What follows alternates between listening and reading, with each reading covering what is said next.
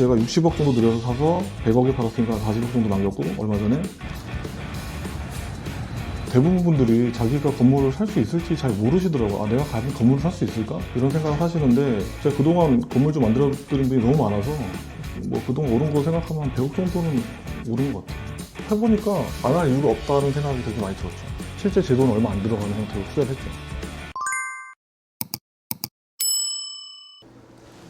안녕하세요. 네, 안녕하세요. 네, 간단하게 소개 좀 부탁드릴게요. 예, 저는 저기 18년차 빌딩 중개하는 중개사기도 하고요. 그리고 개인적으로 빌딩 투자도 하고 있는 투자자이기도 합니다. 예, 빌딩형 김전입니다. 그럼 혹시 이전에는 어떤 일을 하셨나요? 예전에는 그 여수에서 현장 관리직으로 일을 했었어요. 한 달에 한 200에서 250 정도 벌던 일을 했었죠. 그러시다가 어떻게 빌딩 투자에 관심을 가지게 되신 건가요? 그러다가 이제 제가 이제 그 돈을 많이 벌고 싶어서 서울에 올라왔는데, 그 처음에 부동산 중개를 하면 돈을 많이 번다고 해서 여기저기 알아보다가 이제 빌딩 중개하는 회사를 어떻게 찾게 돼갖고 거기서 이제 일을 시작하게 됐어요. 그래서 벌써 지금 18년 차가 되는데, 아무래도 제가 하는 일이 이제 빌딩 투자하시는 분들 건물 찾아드리거나 아니면 투자 도와드리는 일을 하다 보니까, 아, 나도 빌딩 투자를 해야겠다. 왜냐면 그분들이 투자를 해서 차익을 봐서 이게 돈을 버시는 모습을 제가 많이 봤거든요. 아, 그러다 보니까 나도 무조건 투자를 해야 되는 생각을 되게 많이 했고, 그러다 보니까 자연스럽게 관심을 갖게 된 것 같아요. 대표님 지금 차나 이 부동산 건물이나 직원분들 수도 되게 많아 보이고 그러는데 빌딩 투자는 어떤 방식으로 수익을 창출하는 건가요? 대출을 잘 활용해서 그 자기 자본을 좀 최소화시켜서 투자를 하게끔 하고요. 그리고 이자를 감당 가능한 현금으로 만들어서 그걸 이제 나중에 좀 잘 사서, 저렴하게 잘 사서 나중에 시세 차익으로 수익을 보는 거죠. 예를 들어서 제가 이제 뭐 대출을 잘 이용해서 뭐 10억짜리를 뭐 현금 2억에 대출 받아서 현금 2억 정도 들여서 사서 나중에 좀 팔릴 수 있게끔 만들어서 뭐 3년 뒤나 15억 정도에 판다. 뭐 이런 식으로. 그렇게 되면은 실제 현금 2억 들어서 내 수익은 한 5억 정도 되는 뭐 이런 형태로 되는 건데, 그 주로 이제 자본소득에 좀 초점 맞춰놓고 좀 저는 투자를 하고 있어요. 그러면은 이게 재산이 그렇게 많지 않은 일반인들도 충분히 가능한 그런 수익 활동인 건가요? 그럼요. 저도 처음에 투자했을 때 제 현금 많이 안 들이고 투자를 했고, 실제로 제가 처음에 샀던 건물은 20억대 건물이었는데 해당 건물에서 대출 80% 받고, 그리고 제가 갖고 있던 아파트 담보 잡아서 추가 대출을 받아서 실제 제 돈 얼마 안 들어가는 형태로 투자를 했죠. 그러면은 그 네네. 건물을 이제 매입해서 직접 운영이나 관리를 하시는지 아니면 그냥 투자만 하시는 건지. 그 저희 회사는 그 건물을 사들이기도 하고 관리하는 팀도 따로 있어요. 그래서 저도 제가 직접 사더라도 관리팀에 맡겨갖고 뭐 이런저런 일들을 시키는데, 저 같은 경우 좀 노후된 건물을 좀 싸게 사서 그 임차인들을 좀 정돈시켜서 좀 가치를 좀 올리는 형태의 일들을 많이 하기 때문에 저희 그 관리팀에다가 그런 식으로 좀 관리를 해달라고 좀 요청을 하고 저도 비용을 내죠. 그래서 저는 이제 주로 주업은 이제 빌딩 중개, 건물주를 만들어드리는 일을 하면서도 그 투자를 하고 있으니까 이거를 이제 병행할 수 없다 보니까 저희 회사 이제 관리팀에다가 이 건물 관리는 맡기고, 제가 투자한 건물, 그리고 이제 그 외의 일들은 이제 건물 사드리고 팔아드리는 일. 그러니까 어떤 분이 뭐 서울에 뭐 20억짜리를 찾아주세요. 그러면 제가 20억짜리 정말 돈 될 만한 걸 찾아서 사드리는 형태, 그런 일들을 주로 하고 있어요. 부동산 투자 중에 빌딩 투자를 선택하신 이유가 뭐예요? 다른 뭐 아파트나 토지 이런 건 안 하시고 빌딩 투자를 선택했던 이유가 궁금하거든요. 그 빌딩 투자가 아파트보다 좋은 건 뭐냐면 대출 받기가 좀 용이해요. 그 내 돈이 많이 안 들어간다는 거. 그리고 좀 규제에 좀 자유롭다는 거. 그리고 토지 투자는 어떻게 보면은 너무 어려운 영역이기도 하고, 그리고 너무 장기 투자다 보니까 그 부분은 사실 저랑 좀 안 맞는 것 같고, 실제로 저는 건물을 그 작년에 매각한 건물은 그 3년 보유하고 팔았거든요. 예, 그래서 그 2, 3년 안에 뭔가 차익을 실현할 수 있는 어떤 그 전략이 가능한 게 건물이기 때문에 건물 투자만 하고 있습니다. 그러면 하루에 일을 하시는 시간은 어떻게 되세요? 하루에 원래 오전에 8시 반에 출근해서 그 전체 회의를 하는데, 그 주에 나왔던 괜찮은 건물들 있잖아요. 그런 것들을 보면서 좀 회의를 하고, 오전에 회의가 이제 9시 반쯤 끝나면 기존에 건물 찾던 분들한테 추천드릴 만한 물건을 좀 추려갖고 연락드리고 좀 미팅을 하고, 그리고 또 이후에는 이제 괜찮은 건물들은 같이 답사가서 좀 설명 드리는 형태로 뭐 그렇게 일들을 하고 있어요. 그리고 이제 계약하고 나면 끝나는 게 아니라, 계약하고 나서 이제 대출 좋은 조건을 받기 위해서 이제 여러 은행을 좀 비딩을 시키기도 하고, 그 와중에 이제 뭐 건축사가 필요한 일들도 있거든요. 뭐 건물을 좀 대수선을 한다든지, 뭐 인테리어성 공사를 한다든지, 그런 것들도 실제로 현장 가서 하기도 하고요. 예, 그런 것들 하고 있습니다. 이게 투자를 한다고 누구나 막 돈을 벌고 그러진 않잖아요. 그렇죠. 대표님도 하시면서 뭐 초기에 힘들었던 점이나 뭐 시행착오 이런 건 있으실까요? 저는 처음에 투자할 때 대출을 이렇게 많이 받으면 혹시 내가 망하는 거 아닐까? 그동안 벌어놨던 돈들까지 다 날리는 거 아닌가? 이런 걱정을 되게 많이 했었는데 실제로 저는 이제 건물 투자를 하고 나서 코로나 시기도 겪어봤거든요. 근데 코로나 시기 때는 되게 뭐 임차 시장이 안 좋았잖아요. 지금도 뭐 강남 공실이 많긴 하지만 근데 제가 해보니까 충분히 감당 가능한 일들이더라고요. 그래서 처음에는 좀 대출 받는 게 좀 어려웠고 그 외에는 사실 해보니까 안 할 이유가 없다는 생각이 되게 많이 들었죠. 아 그러면 이제 현재 투자하고 있는 빌딩들은 어떤 기준으로 선정을 하고 계신 거예요?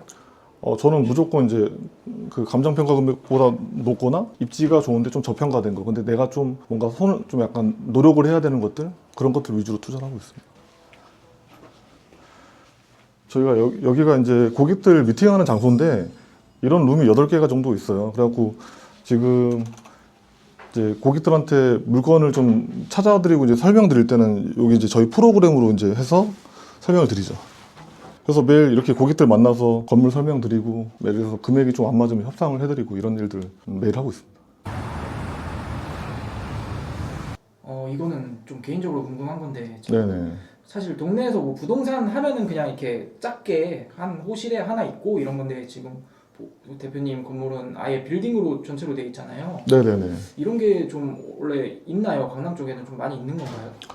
강남시 이제 중개법인이라고 해서 많은 인원들이 하는 업체가 몇 군데 있긴 하죠. 근데 이렇게 대로변 건물을 통으로 쓰고 있는 회사는 저희밖에 없을 거예요. 그러면 그동안 투자하셨던 걸로 어느 정도나 수익이 나신 거예요? 제가 60억 정도 들여서 사서 100억에 팔았으니까 40억 정도 남겼고 얼마 전에 서초동에서 샀던 게 한 10억 정도에서 여태까지 한 50억 정도 양도 차익은 본 것 같고 지금 갖고 있는 것도 아직 팔진 않았지만은 뭐 그동안 오른 거 생각하면 한 100억 정도는 오른 것 같아요.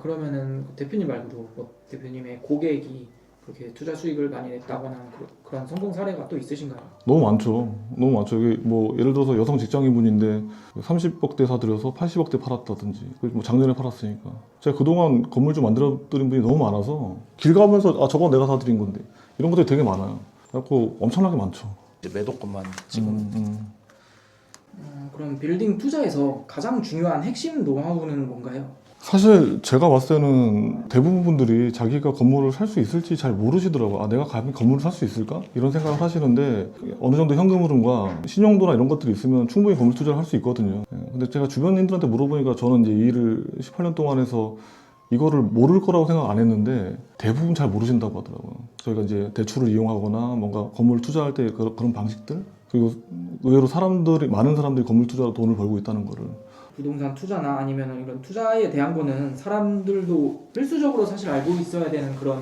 일이잖아요. 네네. 네, 그래서 혹시 이 영상을 볼 사람들에게도 대표님이 무료로 한번 강의를 해주실 수 있을까요? 아무래도 당연히 무료 강의를 해드릴 수 있고 저는 어떤 형태냐면 저도 직접 투자를 해봤고 그리고 많은 사람들이 투자를 도와드렸다 보니까 그분들이 했던 어떤 에피소드나 그리고 특이한 사례 그리고 저희가 이렇게 투자를 할 때 좀 필요한 것들 그리고 그 과정들을 전부 다 좀 무료 강의 때 좀 풀어드릴 예정이에요. 그래서 뭐 궁금한 것들 있으면 뭐 라이브로 그냥 다 물어보셔도 제가 건물 투자만 18년 했으니까 아무래도 실전에 와닿는 얘기들 다 해드릴 수 있죠. 네, 그냥 부동산 투자에 관심 있으신 분들은 와서 들어보시면 시간 낭비는 아닐 거예요. 그러면 투자를 하실 때 어떤 방식으로 투자 분석을 하시고 리스크는 또 어떻게 관리를 하시나요? 그 아파트랑 달리 건물은 개별성이 너무 강하기 때문에 실제 그 건물이 어떤 컨디션이나 이런 어떤 내용 연수에 따라서 또 그 가치가 좀 다르거든요. 그래서 그런 것들도 많이 보고 또 아무래도 땅이다 보니까 건물을 지을 수 있는지 없는지까지 다 파악해야 되거든요. 그런 것까지 보고 나서 괜찮다 싶으면 이제 그 완전하게 이제 가격하고 입지만 딱 마지막으로 판단을 하죠. 네, 그렇게 하고 나서 리스크는 딱 하나밖에 없어요.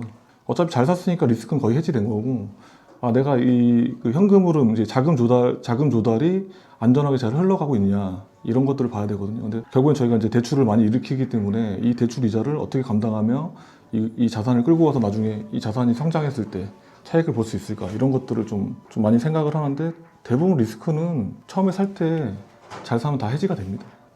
부동산 투자를 하는 대략적인 과정은 어떻게 되는 거예요?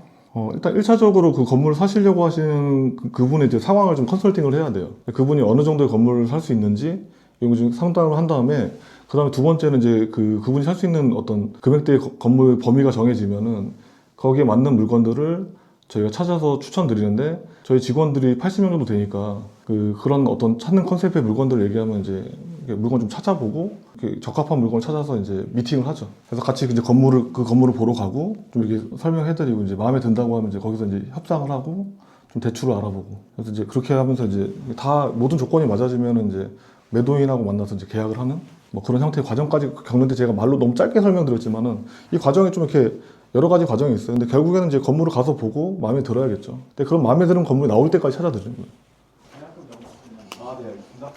혹시 그럼 사람들에게 따로 해주시고 싶은 말씀 있으실까요? 그냥 그런 것 같아요. 저희는 이제 투자를 안 하면 이제 포모를 느낄 수밖에 없는 시장에 살고 있어요. 그래갖고 당장 투자를 못 하더라도 좀 투자에 관심을 좀 가져야 된다고 생각합니다, 저는. 네, 그래서 이번 무료 강의 때 꼭 들어오시고 많은 인사이트 얻어가셨으면 좋겠습니다. 그럼 대표님의 앞으로의 목표는 어떻게 되시나요? 저는 일단은 제가 하는 사업 잘 꾸려서 저희 시장 1등으로 이제 우뚝 서는 게 1차 목표고 두 번째로는 투자 계속 이어나가서 제 자산을 좀 많이 키우는 그런 것들이 이제 2차 목표죠. 오늘 이렇게 하루 촬영을 해보셨는데 소감은 어떠신가요? 너무 일하면서 좀 찍어서 너무 정신없긴 했었는데 너무 약간 새로운 경험이었고요. 그래도 저를 좀 알릴 수 있어서 너무 좋았던 것 같아요. 그리고 원더휴먼 좋아요, 구독 부탁드립니다. 네, 감사합니다. 네.